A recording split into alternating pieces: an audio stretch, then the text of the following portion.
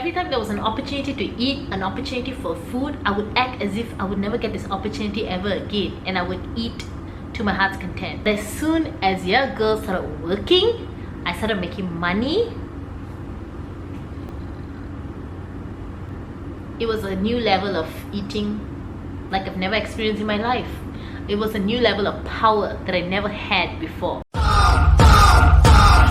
Hey guys, it's Jermaine and welcome to my channel. If this is your first time on my channel, I just want to say welcome. My name is Jermaine. I make weight loss, self-improvement and basically lifestyle videos on this channel where I share my journey on the things that I'm currently doing to better myself. I used to weigh 120 kg, I lost 40 kg. I'm on my journey of losing another 15 kg, currently breaking my plateau, actively making videos on my journey of breaking my plateau. I'm also sharing with you guys the things that I've learned along the way, whether it's not just weight loss related but also just maturity, my mind, expanding it, and just developing myself and trying to just be the best version of myself, whatever that looks like. And I'm sharing every bit of it with you guys on the internet. So if you love watching those kind of videos and you would like to follow my journey, then you might want to subscribe to my channel and hit that notification bell, because I'm here for you, uploading videos at least once a week. And if you're already subscribed to my channel, I just want to say thank you for subscribing. I really appreciate you guys. I'm just praying that I can hit that 1,000 subscribers mark to monetize my channel. That is my current goal.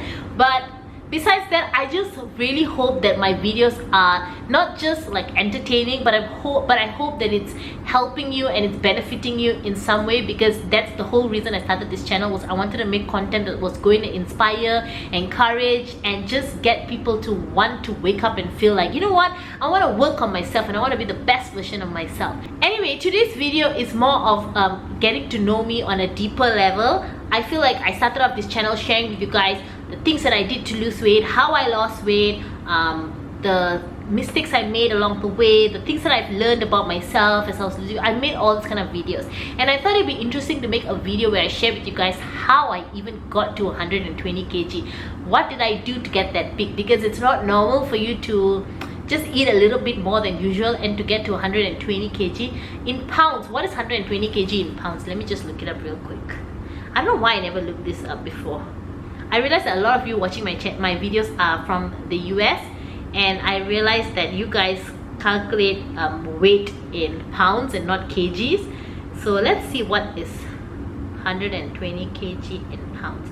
That's 264 pounds. And you always hear people say that something needs to have happened for someone to get that big, and that is so true. You need to go through something in life for you to eat yourself that big. And I know there are people who've been through like darker stuff than I went through, people who went through like worse traumas than I did. But today I'm just going to share with you guys my personal story and my journey of how I went to 120 kg, what was I eating, and how did we get that big. So basically, the irony to this is I started off at a very skinny, I was very underweight, I was extremely skinny when I was younger. My parents used to worry because I had like I didn't have an eating disorder, but I was a very picky eater, and I would always like eat only the things I liked, and I would eat very little and things like that. So my parents were really concerned. I was always in and out of the hospital. Oh no, not hospital, it wasn't that bad. I would just go to the clinic for gastric like all the time, and the doctors would tell my mom that if she keeps this up, she's going to develop like ulcer and stuff like that.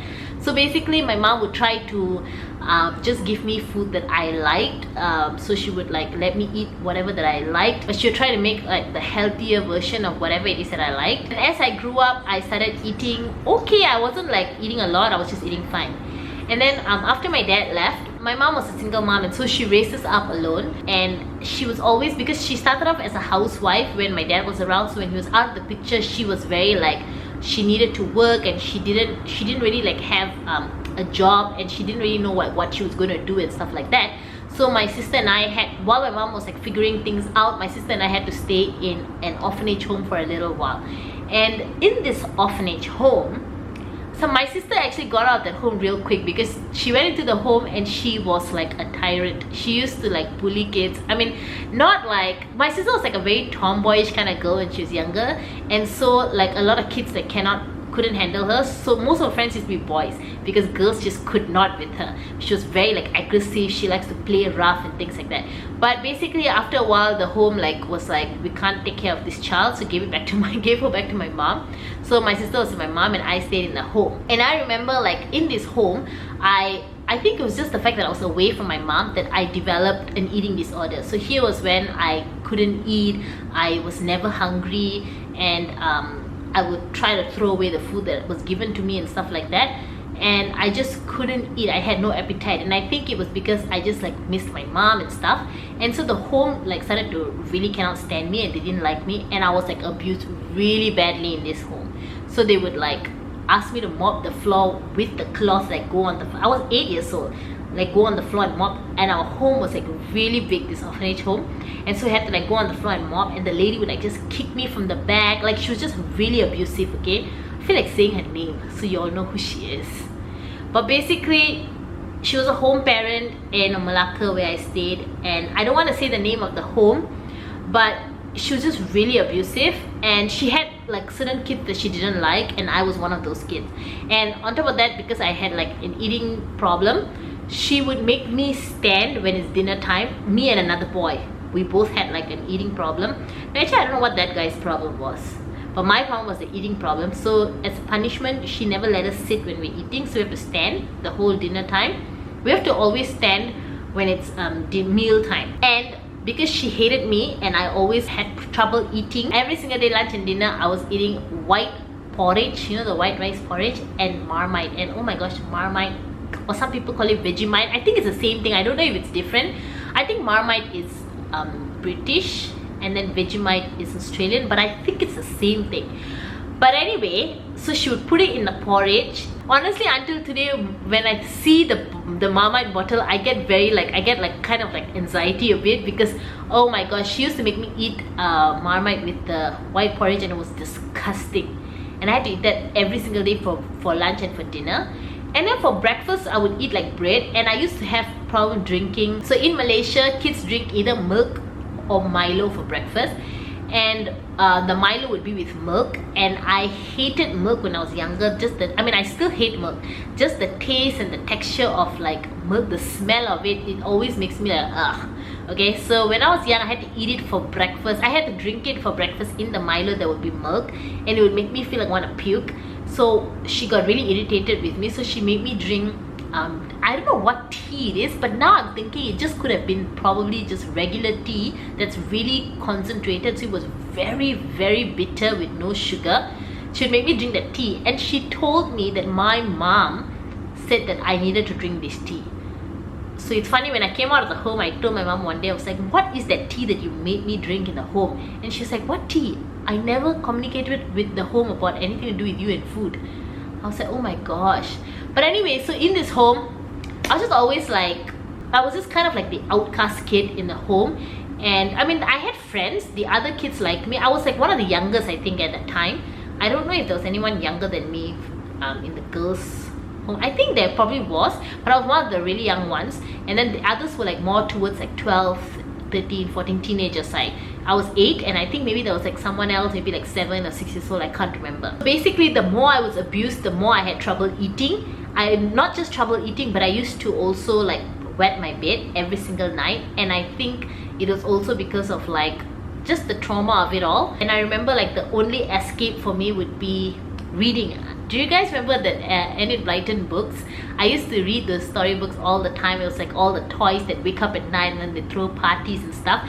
That was my escape. Those books were like my escape from whatever it is that I was going through at that time in the home. And I felt so happy whenever I would read this Enid Blyton books. So anyway, I was in that orphanage home for only like a year and a half, I think, because after that my mom like got a job. She managed to rent a house, and my grandfather came and take care of us, like help my mom take care of us while she was at work. And I don't know why, it's so weird, but the joy of being with my family and just like being reunited with my sister and just being happy, I gained my appetite. And like out of nowhere, from someone who from young I was always like not eating much, and then I went to the home and my eating became worse.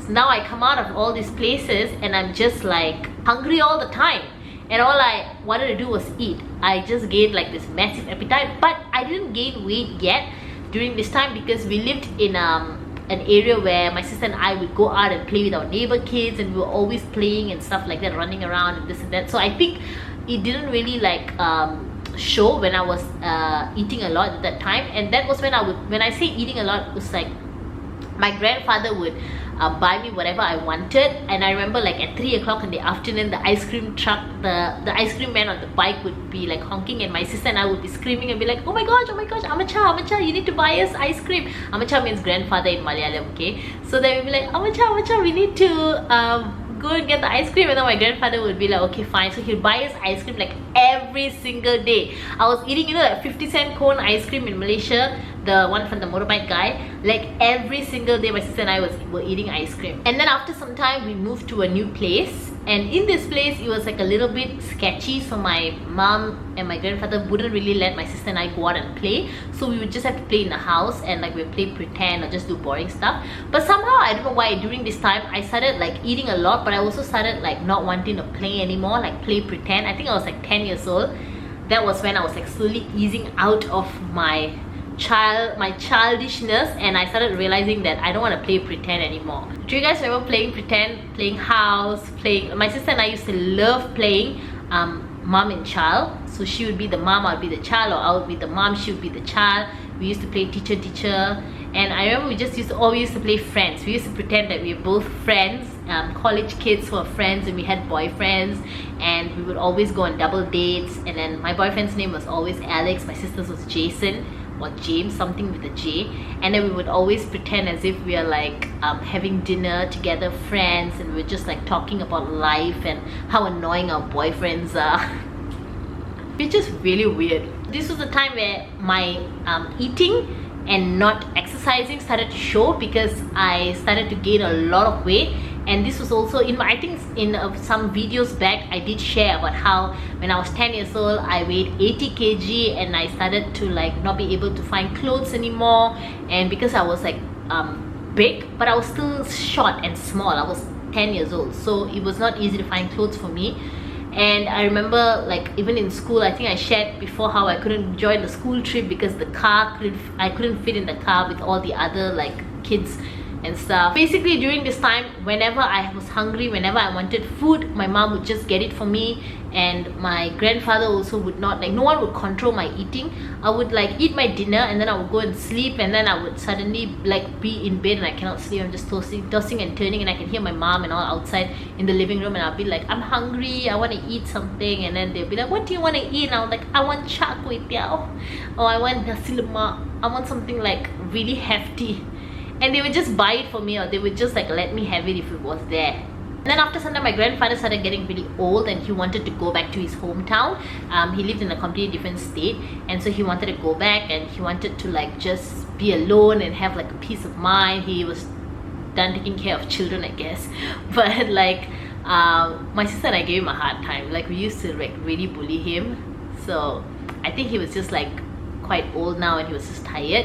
And so he went back to his hometown, and so he went back home.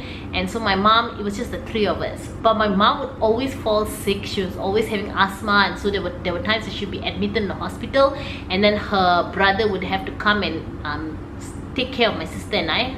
And it was like really hard for her. So I think when it came down to it, she was like, I'm so sorry girls, but I need to put you in the home again.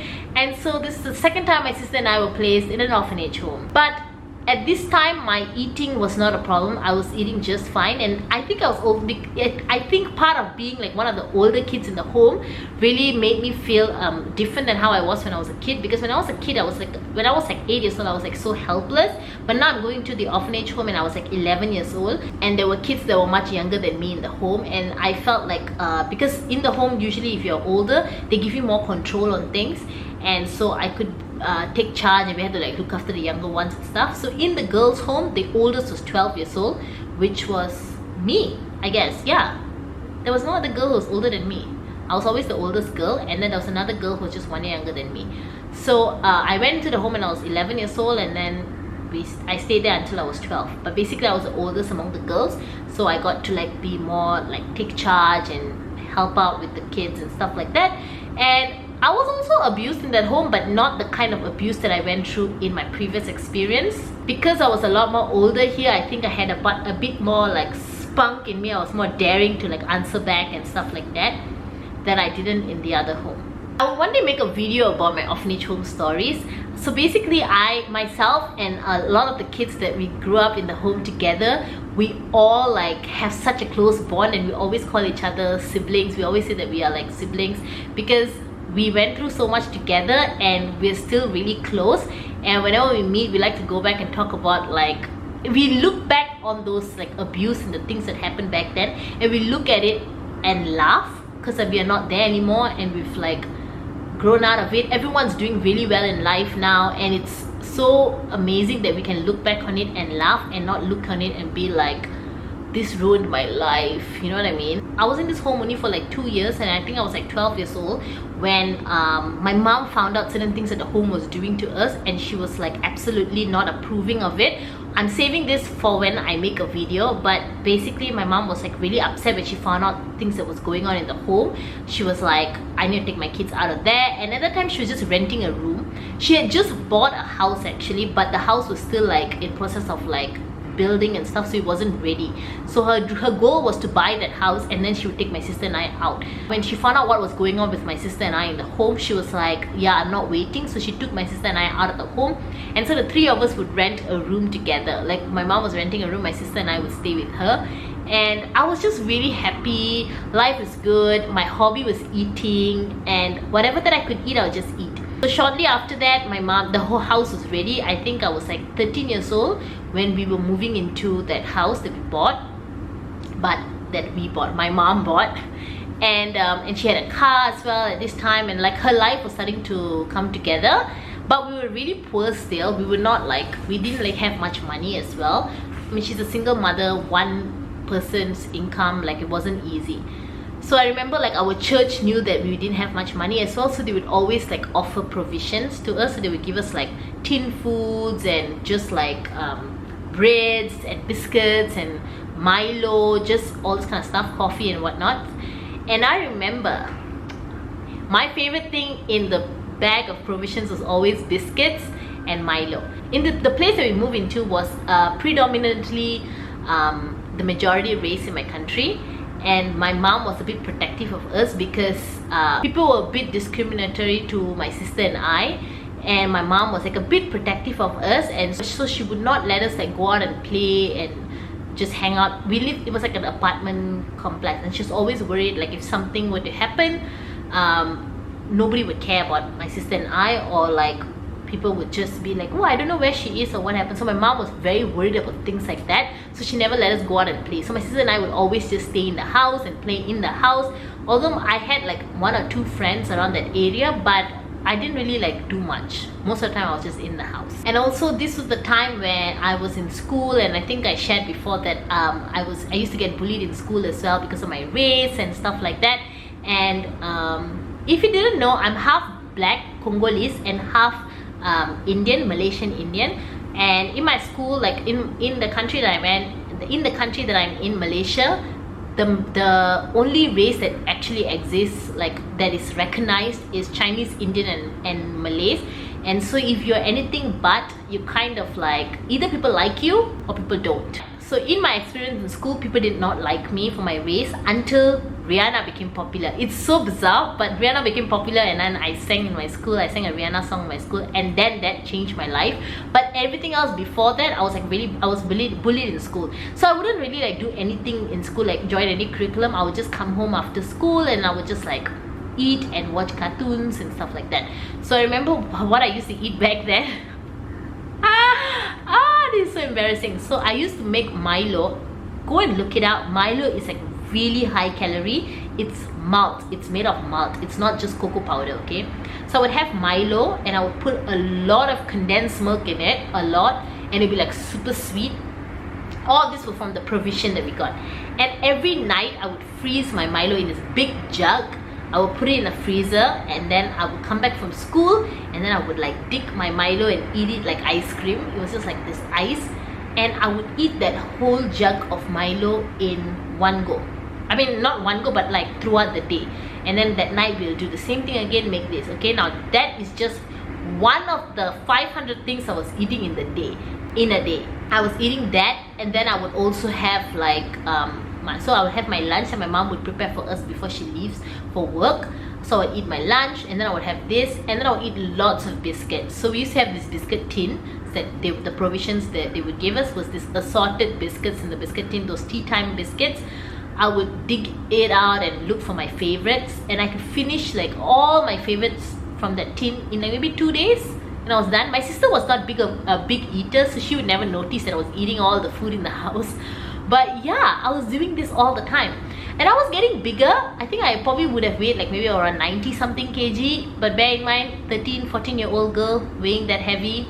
And then on top of that, so my mom was like really involved in like politics back then, and because of that she would always get invited to like all these dinners and parties and stuff, and so a lot of it she could bring my sister and I. And let me tell you, like, those were the joys of my life. Whenever I could go to these things, I would go and I would just like eat, like really eat. I would eat as if like this opportunity was never coming back again. Literally every time there was an opportunity for us to eat, whether it's like a Deepavali party, a Christmas party, someone's wedding, or any of these kind of functions, Hari Raya, just anything that involves food, and my mom was taking us, I would be so happy, and I could really eat. And then on top of that, just say if we go to like our relative's house or whatever, and then after the party's over, usually they would like pack whatever that is left over from like the buffet and stuff, and then people would take home. So we would also take home some. I would take it home that very day after just going to that dinner party and eating. I would take it home and I would heat up the food and I would eat it again there and then. Like literally I just lived to eat. Food was life. Besides the Milo thing, I also used to make iced tea in a jug as well, and I would put it in the fridge and I would drink it. And this iced tea was just tea with a lot of sugar. Like guys, sugar, just a lot of sugar. I would put it in the fridge. I just thank God I don't have diabetes. Like that is so crazy, the amount of sugar was like even until today, sugar is like my hardest thing to let go of. I can literally eat like cake for breakfast, lunch and dinner. Like that's how much I love sweet stuff, and I don't get tired of it. But yeah, so basically every time there was an opportunity to eat, an opportunity for food, I would act as if I would never get this opportunity ever again, and I would eat to my heart's content. So that was when I was younger. But as soon as young girls started working, I started making money. It was a new level of eating like I've never experienced in my life. It was a new level of power that I never had before. I was spending all my salary on food that I could never afford or imagine buying back in the day. Because when I was younger, we didn't have money. My mom's treat for us would always be taking us to McDonald's, and she would order one set meal, and then the other one she would order like an a la carte burger. And so the set meal that came with the fries and the drink, she would get a small cup from McDonald's and she would split that drink for my sister and I. And then the fries would be, my sister and I would share the fries, and then we'll eat the burger, because she couldn't afford like one set and one a la carte. So basically this is how like we used to eat and stuff. That when I started making money, I used to spend a lot of my money on McDonald's. I don't know why, but I was making up for all, I guess, the set meals that I did not get to fulfill, the pleasures of eating certain things on the McDonald's menu that I couldn't buy before. But literally I would be eating McDonald's. I would eat McDonald's at least 3 times a week, and then I would also go and buy like basically whatever that I always wanted to buy. I think I shared in another video about the cake that I used to eat. I used to buy like that 1 kg secret recipe cake, and I can eat that by myself throughout the week. But I was just like celebrating. I was celebrating everything that I could not have before.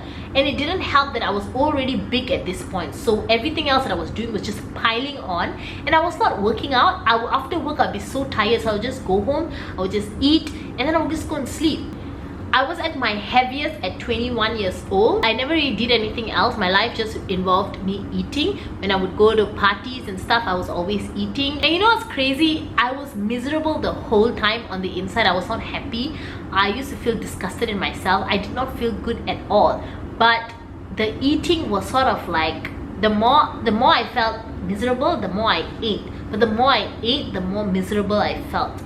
But I didn't know what to do. It's just the only thing that would make me happy was to eat. It was just so like pathetic and bad, and I couldn't break out of it. So when people say that you gain weight because of certain trauma, I do believe that eating was not like my coping mechanism, but eating became my coping mechanism much later when I was already stuck and I didn't know what to do.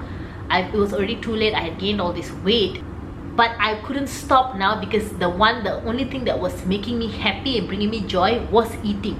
So I just kept doing it, and I just kept piling on the weight, and I was just going worse and worse and worse. So I know some people, like when they go through trauma, like their coping mechanism is eating. For me, my coping mechanism when I was going through my trauma back in the day was not eating, but as soon as I was happy and life was good, my reaction to that was eating. And then after that, I ate too much. Now eating was sort of suppressing my pain and my hatred towards myself. I did not like myself, but when I ate, I felt happy and I felt high and I felt good. And then as soon as I was done, I just hated myself and I felt disgusted, but I couldn't do anything about it. I was just stuck. But yeah, so that's why I am making these videos, because I want to share my personal journey with you guys. I feel like sometimes hearing someone else say these things might maybe make you feel like you resonate and make you feel like, you know what, if this person did it, then maybe I can do it too. Because that was my eye-opener, to see someone else do it made me feel like, hey, if she can do it, then maybe I can do it too.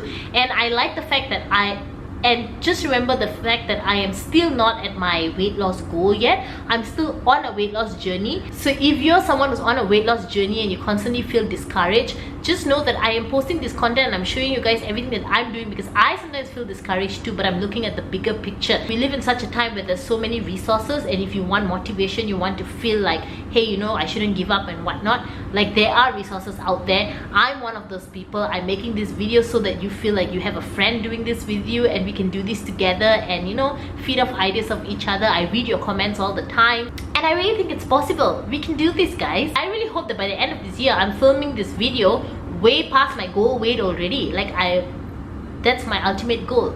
And how awesome would it be if you're like, hey, I was on my weight loss journey when I used to watch your videos, and now I'm at my goal too, and we did this together. So if you want to continue following my journey, or if you want to be a part of this together with me, then you might want to subscribe to my channel, because like I said, I'm uploading videos here for you at least once a week, and I really enjoy making these videos. I really enjoy sharing my journey with you. I also love to hear your ideas for what other kind of videos you want me to make on this channel. I want to make content that you will like and you will enjoy as well, so I want to hear what you guys have to say. And thank you so much for subscribing to my channel. It means a lot to me. It makes me feel like I'm not alone, and you guys agree with me, or you're in this with me and doing this together with me as well. I've been getting a lot of questions on where do I get my lipstick. It is from Sephora. It is the Sephora brand Lip Stain in the color 01. Okay, because I keep getting this question on where I get it, and I thought I'll just let you know where I get it. So anyway, yeah, that's it for this video, guys, and I'll see you in my next video.